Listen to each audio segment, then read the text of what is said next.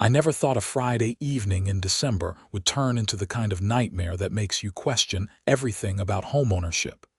But there I was, standing in my driveway in Anchorage, Alaska, staring at a bright orange violation notice taped to my garage door. My name is Isaac Donovan, and I had just pulled up after a long day working as a mechanical engineer at one of the oil companies downtown. The temperature was hovering around 15 degrees, and all I wanted was to get inside, crack open a beer, and relax for the weekend. Instead, I found myself reading the most ridiculous document I had ever encountered. Violation notice. Unauthorized storage of motorized recreational vehicles visible from street. Fine, $500. Daily accrual of $100 until compliance achieved. I read it 3 times, my breath forming clouds in the freezing air. My snow machine sat right where it always did, inside my vehicle bay that I had specifically built as part of my house construction 2 years ago. The bay door was open because I had been working on the machine the previous evening, planning a trip to Hatcher Pass for the weekend. I grabbed the notice and marched inside, my boots tracking snow across the hardwood floors. My golden retriever, Copper, bounded up to greet me, but I barely acknowledged him as I tossed my work bag on the counter and pulled out my phone. The notice listed a contact number for the Timber Ridge HOA, along with the name of the person who had filed the complaint. Patricia Whitmore, HOA president. Of course it was Patricia. The woman had been a thorn in my side since I moved into this development. She was the quintessential middle-aged busybody, with nothing better to do than police the neighborhood for the slightest deviation from her interpretation of the rules. I had seen her measuring the height of mailbox posts with a tape measure, photographing garbage cans left out past collection time, and once even lecturing a teenager about the appropriate volume level for playing basketball in his own driveway. I dialed the number, my jaw clenched so tight it ached. Timber Ridge HOA, Patricia speaking. Her voice was as sharp as I remembered, with that affected cheerfulness that poorly masked her love of authority. Patricia, this is Isaac Donovan from 4782 Wolverine Drive. I just got home and found a $500 fine taped to my garage. Oh yes, Mr. Donovan. I personally issued that notice this afternoon. Your snow machine storage is in direct violation of our community covenants. My snow machine is in my vehicle bay. That's what I built it for. The covenant clearly states that recreational vehicles must be stored out of sight. Your bay door was open, making the vehicle visible from the street. That constitutes a violation. I took a deep breath, trying to keep my voice level. Patricia, I was working on it. The door was open temporarily. Temporarily or not, it was visible. The covenant makes no exception for temporary visibility. Additionally, Mr. Donovan, I drove past your home this morning and the bay door was open then as well. That suggests this is an ongoing storage situation, not a brief maintenance window. So you're telling me I can't use my own vehicle bay with the door open? You can use it, but recreational vehicles must be stored with doors closed at all times when not actively entering or exiting the premises. That's insane. I built this bay specifically for my snow machine. I have the building permits that explicitly mention vehicle storage. The building permit is irrelevant to HOA covenants. When you purchased your property, you signed an agreement to abide by our community standards. Those standards prohibit visible recreational vehicle storage. My free hand balled into a fist. I want to see where exactly this is written in the covenants. Section 7.3, subsection B. You should have received a copy when you closed on your house. I'll be happy to email you a PDF if you've misplaced yours. However, Mr. Donovan, Ignorance of the rules doesn't exempt you from compliance or the associated fines. You now owe $500, and the daily accrual begins tomorrow if the violation isn't remedied. This is ridiculous. I'm fighting this. That's your prerogative. You can submit a written appeal to the HOA board. We meet on the second Tuesday of each month. The next meeting is January 9th. Until then, the fine stands, and the daily penalties will continue to accrue if you remain in violation. You're telling me I have to wait 3 weeks for a meeting. Those are our scheduled board meetings, Mr. Donovan. We're all volunteers here. We have our own lives and schedules to manage. I hung up before I said something I would regret. Copper whined and pressed his nose against my leg, sensing my frustration. I scratched behind his ears absently while I pulled up the HOA covenants on my laptop. Sure enough, buried in the dense legal language of Section 7.3, subsection B, was a prohibition on visible storage of recreational vehicles including but not limited to boats, RVs, trailers, ATVs, and snowmobiles. The language made no distinction between storing something in a driveway versus inside a structure with an open door. But I also had my building permit, which I dug out of my filing cabinet. The permit application, approved by both the City of Anchorage and reviewed by the HOA Architectural Committee, explicitly stated, "Attached vehicle bay for storage of Snowmachine and related equipment." The HOA had signed off on it. Patricia herself had been on the Architectural Committee that approved my construction plans. I spent the next hour composing an appeal letter, citing the building permit approval and arguing that the HOA had implicitly permitted Snowmachine storage by approving a vehicle bay specifically designed for that purpose. I attached copies of the permit and the Architectural Committee approval. I sent it via email and also printed a copy to hand-deliver to Patricia's house the next morning. Saturday dawned clear and cold. I loaded Copper into my truck and drove 3 streets over to Patricia's house, a meticulously maintained split level with not a single icicle hanging from the gutters and a front walk shoveled so clean you could eat off it. I knocked on the door, envelope in hand. Patricia answered wearing a pink velour tracksuit and an expression of mild annoyance at being disturbed. She was in her late 40s, with aggressively highlighted blonde hair cut in a bob that somehow looked both expensive and dated.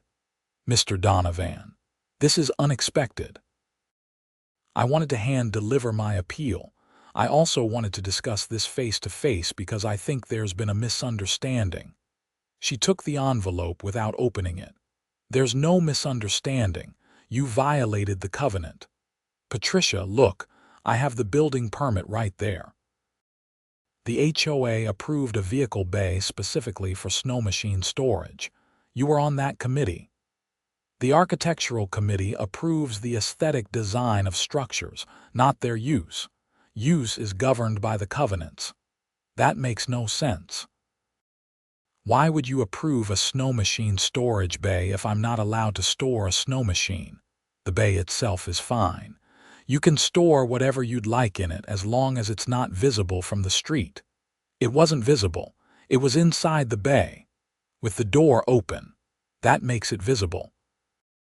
I felt my blood pressure rising. So if I'm working on it, I need to keep the door closed. Or you could work on it in a location that isn't visible from the street. It's winter in Alaska. It's 15 degrees outside. You want me to work on my Snowmachine in a closed garage with the engine running.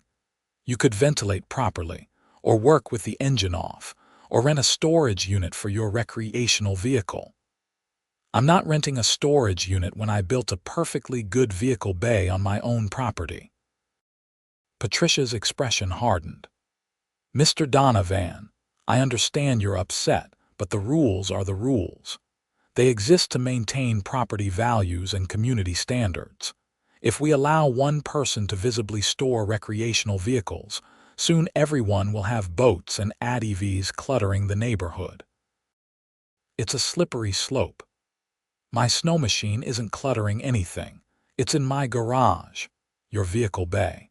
And the bay door was open.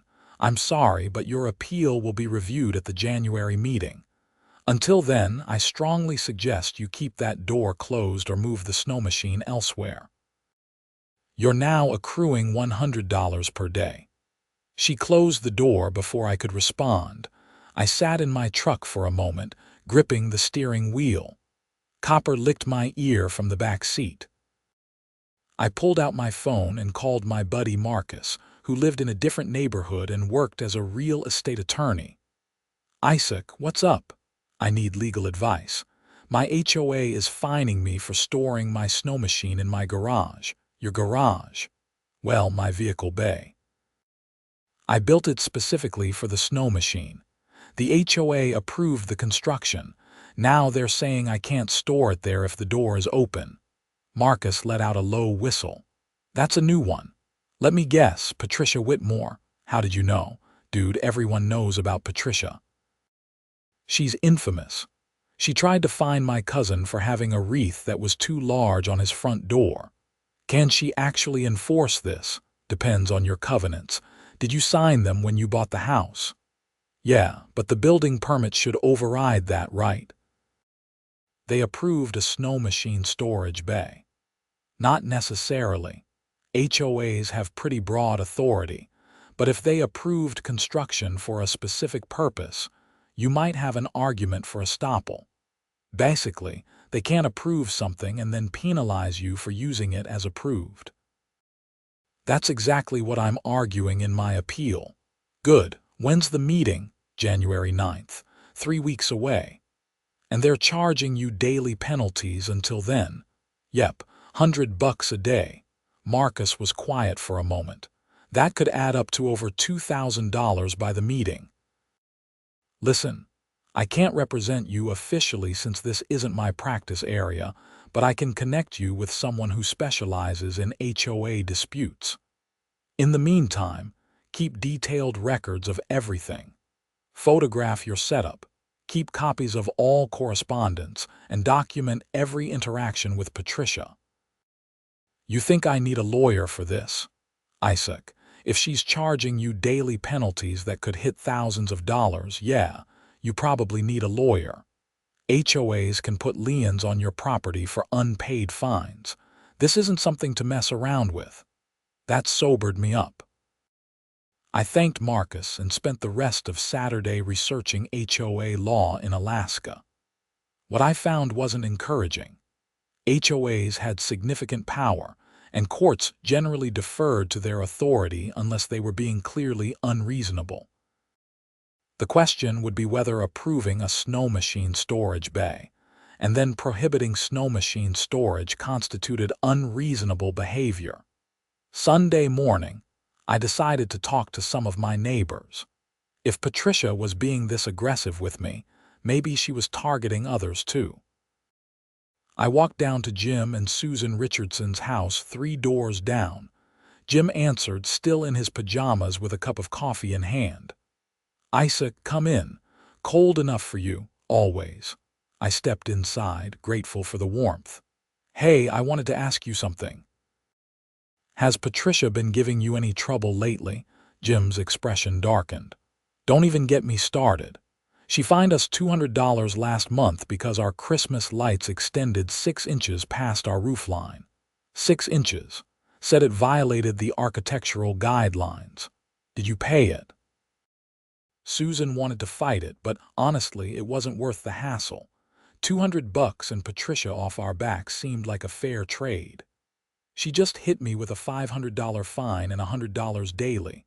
Jim's eyes widened. For what?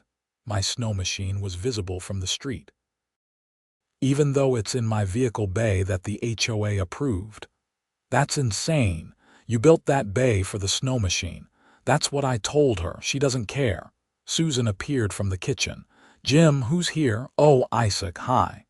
Her expression shifted when she saw my face. What's wrong?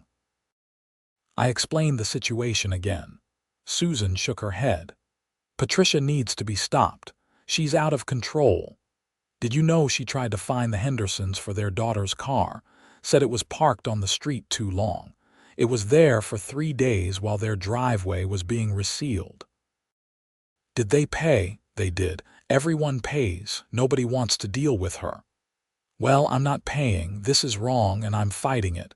Jim clapped me on the shoulder. Good luck, man. We're behind you. Let us know if there's anything we can do. I spent the rest of Sunday talking to other neighbors. The stories were consistent. Patricia enforcing rules with aggressive fines, interpreting covenants in the strictest possible way, and making life miserable for anyone who pushed back. Most people just paid the fines to avoid escalation. A few had moved out of the neighborhood specifically because of her. By Monday morning, I was more determined than ever. I called the attorney Marcus had recommended, a woman named Felicity Vaughn who specialized in property law and HOA disputes. Her office was in downtown Anchorage, and she agreed to meet with me during my lunch break. Felicity's office was small but professional, with law books lining one wall and a window view of the Chugach Mountains. She was in her mid-30s, with dark hair pulled back in a neat ponytail and sharp, intelligent eyes. Mr. Donovan, I've reviewed the documents you emailed. This is an interesting case. Can they really do this, legally? It's complicated. HOAs have broad authority to enforce covenants, but they're also bound by principles of fairness and reasonableness. The fact that they approved your vehicle bay specifically for Snowmachine storage is significant. That could constitute an implied waiver of the visibility restriction. So I have a case, possibly. But HOA litigation is expensive and time-consuming. Before we go that route, let's see how the appeal hearing goes. I can attend with you, which might encourage them to take your argument more seriously. How much will that cost? My hourly rate is $300. The hearing will probably take 2 hours plus prep time. Call it $1,000. I winced. Combined with the fines, this was getting expensive. But the alternative was either paying the escalating penalties or moving my Snowmachine, and I wasn't willing to do either. Okay, let's do it. Good. In the meantime, keep the bay door closed when you're not actively using it. I know that's frustrating, but we don't want to give Patricia any more ammunition. I agreed and headed back to work, my mind churning. The next 2 weeks crawled by. I kept the bay door closed religiously, only opening it when I was actually entering or exiting with the Snowmachine. Even then, I made sure to close it within minutes. I took time-stamped photos every day showing the closed door, building a record to prove compliance. Patricia drove by my house multiple times. I saw her slow rolling past, her eyes fixed on my garage, clearly hoping to catch another violation. It was unnerving, like being under surveillance. The daily penalties kept accruing. By the time January 9th arrived, I theoretically owed $3,500 in fines. The number made me physically ill. The HOA meeting was held at the Timber Ridge Community Center, a modest building near the neighborhood entrance. Felicity met me outside, carrying a leather briefcase and wearing a professional suit. Ready, as I'll ever be. Inside, the meeting room was set up with a long table at the front where 5 board members sat. Patricia in the center as president, with 2 men and 2 women flanking her. About 15 residents occupied the folding chairs facing the board, some there for their own issues, others just observing. Patricia called the meeting to order with a sharp rap of a gavel. They handled several minor items, first approving new landscaping for the entrance, discussing snow removal contracts, reviewing the annual budget. I barely paid attention, my leg bouncing nervously. Finally, Patricia said, Item 7. Appeal hearing for 4782 Wolverine Drive, Isaac Donovan, regarding recreational vehicle storage violation. Felicity and I approached the table. Patricia's eyes narrowed when she saw my attorney. Mr. Donovan, you've brought legal representation. That's certainly your right, though it seems excessive for a simple covenant violation. Felicity smiled coolly. Miss Whitmore, I'm Felicity Vaughn, representing Mr. Donovan. We're here because the fine amount is substantial, and we believe the violation notice was issued in error. There's no error. The covenant is clear. If I may present our case. Felicity didn't wait for permission. She opened her briefcase and distributed copies of the building permit and architectural committee approval to each board member. As you'll see, the City of Anchorage issued a building permit for Mr. Donovan's vehicle bay in March 2023. The permit application explicitly states the purpose: storage of a snow machine and related equipment.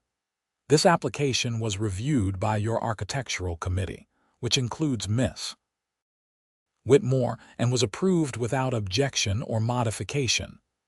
One of the male board members, an older man named Robert, frowned as he read the documents. Patricia, did we approve this? The architectural committee approved the structure's design, not its use. But it says right here it's for snow machine storage. The architectural committee doesn't have authority over covenant enforcement. Our job is to ensure structures are aesthetically appropriate. Felicity interjected, with respect, Miss Whitmore, when the HOA approves a structure for a specific purpose, that constitutes an implicit authorization for that use. Mr. Donovan relied on your approval to invest thousands of dollars in construction. He purchased materials, hired contractors, and built the bay specifically for snow machine storage. The doctrine of promissory estoppel prevents you from now prohibiting the very use you authorized. Patricia's face flushed. We authorized a structure. We didn't authorize violating the covenants. The covenants prohibit visible recreational vehicle storage. The snow machine was stored inside an enclosed structure. The fact that the door was temporarily open doesn't constitute storage in violation of the covenant. The door was open for extended periods. Mr. Donovan was performing maintenance. The covenant makes no prohibition against maintaining recreational vehicles on one's property. Another board member, a woman named Carol, raised her hand. I'm confused. If we approve the bay for snow machine storage, how is storing a snow machine in it a violation? The violation is visibility, Patricia said. The covenant prohibits recreational vehicles being visible from the street. But it's in his garage, his vehicle bay, with the door open. Robert leaned back in his chair. Patricia, this seems like a stretch. The kid built a garage for his snowmobile. We approved it. Now you're fining him for using it. The covenant is clear on visibility. If we start making exceptions, the rules become meaningless. Felicity seized the opening. This isn't about making exceptions. This is about applying the covenant reasonably and consistently with the HOA's prior approvals. Mr. Donovan hasn't violated any covenant. He stored his snow machine in an approved vehicle bay. Opening the bay door for maintenance doesn't constitute a violation any more than opening a garage door to park your car constitutes a violation. Patricia's jaw tightened. I observed the snow machine visible from the street on multiple occasions over multiple hours. That's storage, not transient maintenance. You have photographs or timestamps to verify these observations. Patricia hesitated. I didn't think photographic evidence was necessary. So you have no objective proof of the duration of visibility, just your subjective observations. My observations are sufficient. I'm the HOA president. Being president doesn't exempt the HOA from basic evidentiary standards. Mr. Donovan, on the other hand, has photographs showing the bay door closed every day since receiving the violation notice. He's been in full compliance. Robert held up his hand. Okay, I've heard enough. Patricia, I think you overreached here. I move that we rescind the fine and drop this matter. Second, Carol said immediately. Patricia looked like she'd bitten into a lemon. This sets a terrible precedent. Then let's vote, Robert said. All in favor of rescinding the fine and dismissing the violation. 4 hands went up. Only Patricia abstained, her face rigid with anger. Motion carries, Robert said. Mr. Donovan, your fine is rescinded. You're free to use your vehicle bay as intended. Relief flooded through me. Thank you. Patricia gathered her papers sharply. This meeting is adjourned. She stood and walked out without another word, her heels clicking on the linoleum. Felicity and I stepped outside into the freezing night. I shook her hand enthusiastically. Thank you so much. That was incredible. You're welcome. Though I'll warn you, Patricia doesn't strike me as someone who takes losing well. Document everything going forward. If she retaliates in any way, contact me immediately. You think she'll try something else? I think she's used to getting her way, and you just embarrassed her in front of the board. People like that don't forget. Felicity's words proved prophetic. 2 days later, I received another notice, this time citing me for excessive noise from my snow machine. The complaint alleged I had been running the engine at inappropriate hours. I hadn't even started the snow machine since the hearing. The notice was clearly retaliatory. I photographed the notice and emailed it to Felicity, along with my time-stamped photos showing the snow machine hadn't moved. She responded within an hour. This is harassment. I'm filing a formal complaint with the board and copying the Alaska Real Estate Commission. HOA officers can lose their positions for abuse of authority. 3 days later, Patricia sent an email to the entire neighborhood announcing her resignation as HOA president, effective immediately. The email was terse, citing personal reasons and the increasing difficulty of managing a community where residents prioritize individual interests over collective standards. Robert was appointed interim president. He called me personally to apologize for the whole situation and to assure me there would be no further issues with my vehicle bay. For a few weeks, everything seemed resolved. I used my bay freely, coming and going for weekend trips to Hatcher Pass and the interior. The snow machine ran beautifully, and I enjoyed the freedom of not constantly worrying about HOA harassment. Then February arrived, and things took a darker turn. I came home on a Wednesday evening to find my bay door forced open, the lock broken. Inside, my snow machine was vandalized. Someone had poured sugar in the gas tank, slashed the seat, and spray-painted "Rule Breaker" across the side. I immediately called the police. 2 officers arrived within 20 minutes, taking photographs and collecting evidence. I explained the situation with Patricia and the HOA dispute. You think the former HOA president did this? One officer asked, skeptical. I don't know, but the timing is suspicious. She resigned 3 weeks ago after I fought her fine, and now this. We'll file a report. If you have any security camera footage, that would help. I didn't have cameras, which I immediately regretted. The vandalism was estimated at over $3,000 in damage. My insurance had a $1,000 deductible, meaning I was out significant money even with coverage. I called Felicity and explained what happened. Her response was immediate and severe. File a police report naming Patricia as a suspect. Also file a restraining order request. This has crossed the line from HOA petness into criminal behavior. I filed both. The restraining order hearing was set for the following week. In the meantime, I installed security cameras around my entire property, covering every angle of the bay and driveway.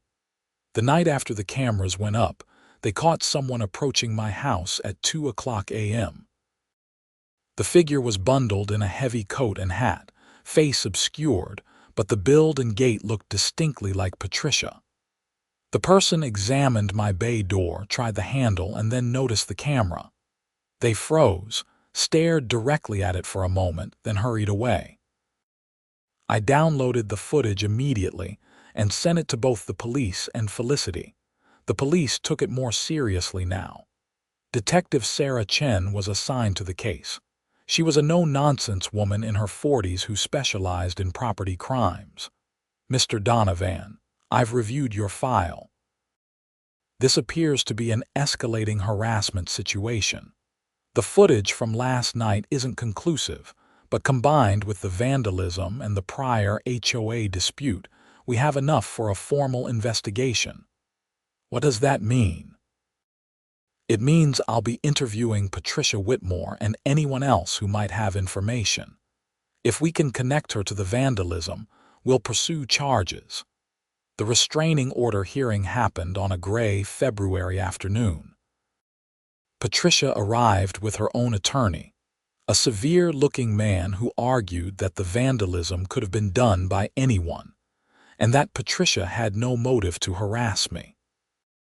Felicity presented the timeline: the HOA dispute, the retaliatory noise complaint, Patricia's forced resignation, the vandalism, and finally the security footage showing someone matching Patricia's description casing my property at 2 a.m. The judge reviewed everything carefully. "Miss Whitmore, can you account for your whereabouts on the night of February 7th when this footage was recorded?" Patricia's attorney started to answer, but the judge cut him off. "I want to hear from Miss Whitmore directly." Patricia looked uncomfortable. "I was home in bed." "Can anyone verify that? I live alone." "What about the night of the vandalism, February 1st? Also home alone." "You own a navy blue parka and white hat similar to what's shown in this footage." Patricia hesitated a moment too long. "Many people own similar winter clothing." "That's not what I asked. Do you own clothing matching this description?" "Yes, but so do thousands of people in Anchorage." The judge made some notes. "I'm granting a temporary restraining order. Miss Whitmore, you're to stay at least 500 feet from Mr. Donovan and his property at all times. We'll reconvene in 30 days to determine if a permanent order is warranted." Patricia's face went pale. "This is ridiculous. I haven't done anything. The evidence suggests otherwise. If you violate this order, you'll be arrested immediately." 2 weeks later, Detective Chen called me. "Mr. Donovan, we've made a break in the case. We pulled security footage from the gas station 2 blocks from your house. On the night of the vandalism, a woman matching Patricia Whitmore's description purchased a gas can and returned it 30 minutes later. We also have footage of her vehicle in your neighborhood around the time of the vandalism. So she did it. The evidence is strong, but we need to be thorough. We're executing a search warrant on her home this afternoon. If we find physical evidence connecting her to the vandalism, we'll make an arrest." The search warrant yielded a can of spray paint matching the type used on my Snowmachine, hidden in Patricia's garage. The can still had traces of paint, and forensic analysis confirmed it was the same brand and color.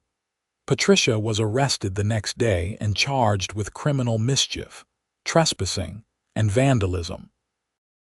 Her attorney immediately began negotiating a plea deal, but the prosecutor, seeing the deliberate and targeted nature of the crime, pushed for trial. The case went to trial in April.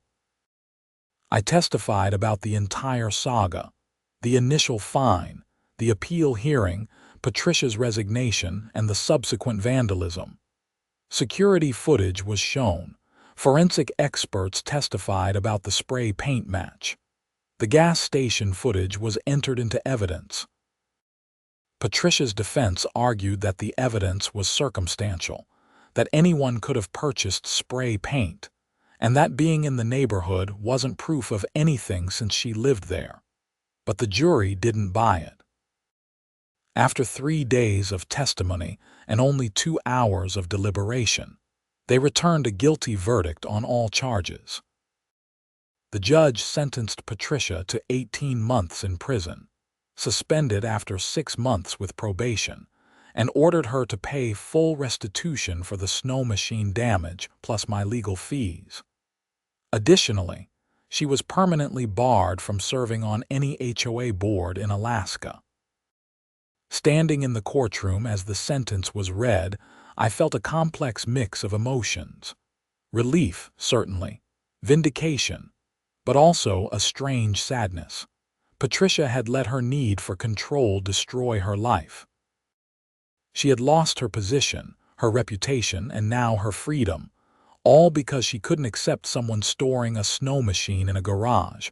After the trial, several neighbors approached me. Jim Richardson shook my hand vigorously. "Thank you for fighting this. You did what the rest of us were too scared to do." Susan hugged me.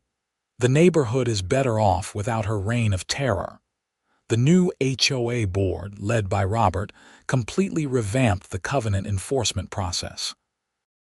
They implemented an appeals process that didn't require waiting weeks for a hearing, established clear standards for what constituted violations, and created a check on any single board member's authority to issue fines.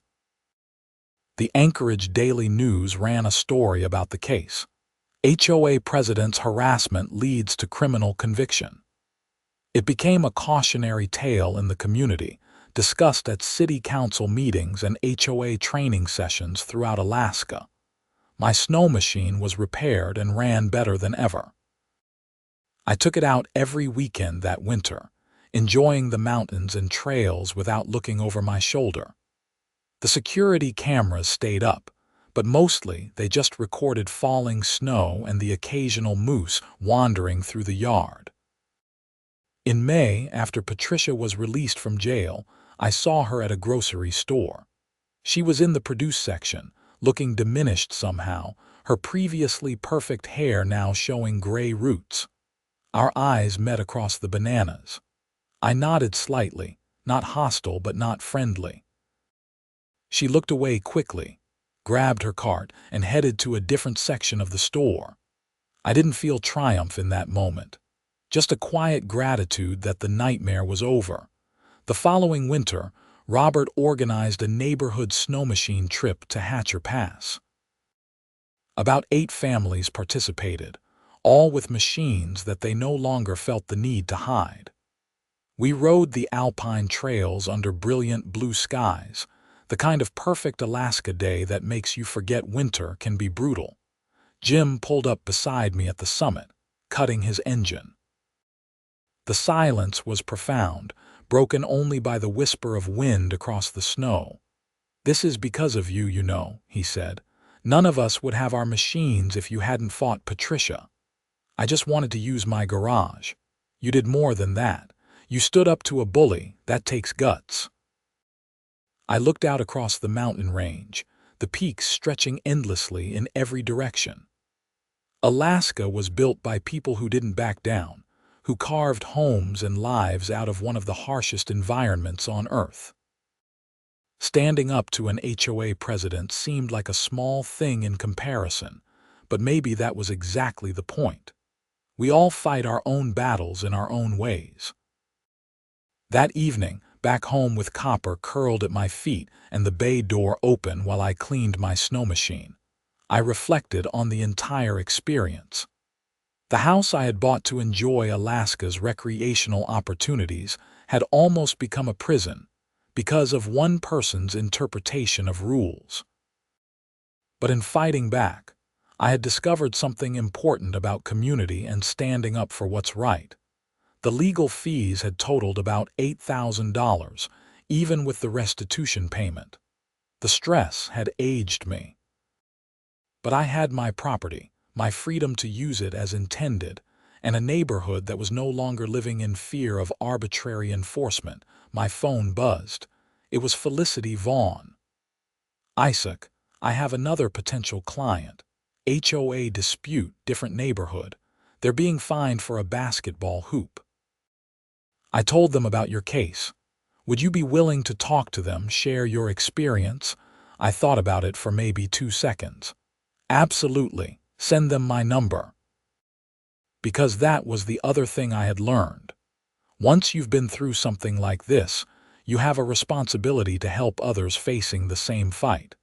The system relied on people being too intimidated, too worn down, or too isolated to push back. But when people stood together, supported each other, shared information and resources, the system had to change. Over the next year, I became something of an informal advisor to people dealing with HOA problems. Most cases were resolved with a strongly worded letter from Felicity. A few required hearings. One went to mediation, but the common thread was that when people stood firm and demanded fairness, they usually got it. The Timber Ridge HOA, under Robert's leadership, became a model for reasonable governance. They still enforced covenants, but with common sense and proportionality. They created a website with clear guidelines and examples. They held quarterly town halls where residents could voice concerns. Fines became a last resort rather than a first response. Property values in the neighborhood actually increased, contrary to Patricia's dire predictions about recreational vehicles destroying the community's appeal. Turns out people valued reasonable governance more than strict enforcement of petty rules. 2 years after the initial violation notice, I was working in my bay on a Saturday afternoon, bay door wide open, Snowmachine partially disassembled for a major service. A car pulled up, and a young couple got out. They introduced themselves as prospective home buyers looking at a house down the street. "We heard about what happened here," the woman said. "With the HOA and everything, we wanted to ask, is this a good neighborhood to live in?" I looked at my bay, my Snowmachine, the house I had built exactly as I wanted it. "Yeah," I said. "It really is. The HOA is fair, the neighbors are great, and you can actually use your property without fear of being harassed. It wasn't always that way, but it is now." They thanked me and left. A few weeks later, Jim mentioned they had bought the house down the street. On the anniversary of the trial verdict, Robert organized a neighborhood barbecue. It wasn't officially to celebrate anything, just a spring gathering. But as people stood around grills and picnic tables, talking and laughing, I caught Robert's eye. He raised his beer bottle slightly in a subtle toast. I returned the gesture. No one mentioned Patricia. She had moved to a different part of Anchorage as far as anyone knew. Her name had faded from neighborhood conversations, replaced by discussions of landscaping plans and snow removal, and whose kid had gotten into which college. But the legacy of that fight remained in every open garage door, every boat parked in a driveway without fear, every resident who knew they had rights and the board would respect them. My Snowmachine is still in my vehicle bay. The door is open whenever I feel like it. Sometimes I work on the machine. Sometimes I just sit in there with copper, organizing gear and planning trips. The space is mine, built for my purpose, and no one questions my right to use it. That's what I fought for, and in the end, despite the money and stress and drama, it was worth every second. The legal principle of promissory estoppel, which Felicity had argued so effectively, became my personal philosophy too. When someone promises you something, explicitly or implicitly, they should honor it. When institutions approve your plans, they should stand behind those approvals. When rules exist, they should be enforced fairly and reasonably, not weaponized for personal vendettas. Alaska has a saying, "We don't hide from winter, It's about embracing the state's harsh climate rather than being defeated by it. But it applies to more than just weather. It's about not hiding from conflict when you're in the right, not backing down from bullies with authority, not accepting injustice just because fighting it is difficult. I didn't hide from Patricia or the HOA. I stood in the open, like my snow machine in my bay with the door up, and said, "This is who I am and what I do, and it's right and proper, and you'll have to prove otherwise." They couldn't. And in failing to do so, they made the neighborhood better for everyone. Sometimes on winter nights, when the northern lights dance across the sky and the temperature drops to 20 below, I'll stand in my driveway and look at my house. The bay door is usually closed against the cold, but I know what's inside. My snow machine, pristine and ready. My gear organized on shelves. A space built exactly for its purpose and used exactly as intended. It's a small victory in the grand scheme of things. But small victories matter. They're what make a house a home and a neighborhood a community. They're what separate living from merely existing. The violation notice that started it all is framed on my office wall now, right next to the trial verdict and the final restitution check. It's a reminder of what I fought and why it mattered. Whenever I doubt myself or face a new challenge, I look at those documents and remember. I stood up for what was right, weathered the storm, and came out stronger. That's the real Alaska spirit. Not hiding from winter, not backing down from fights that matter, and making sure that, when you build something for a purpose, you get to use it for that purpose. My name is Donovan. I own a home in Anchorage, Alaska. I have a vehicle bay approved for snow machine storage, and I store my snow machine there. The bay door opens when I want it open and closes when I want it closed. And no one, absolutely no one, is ever going to find me for that again.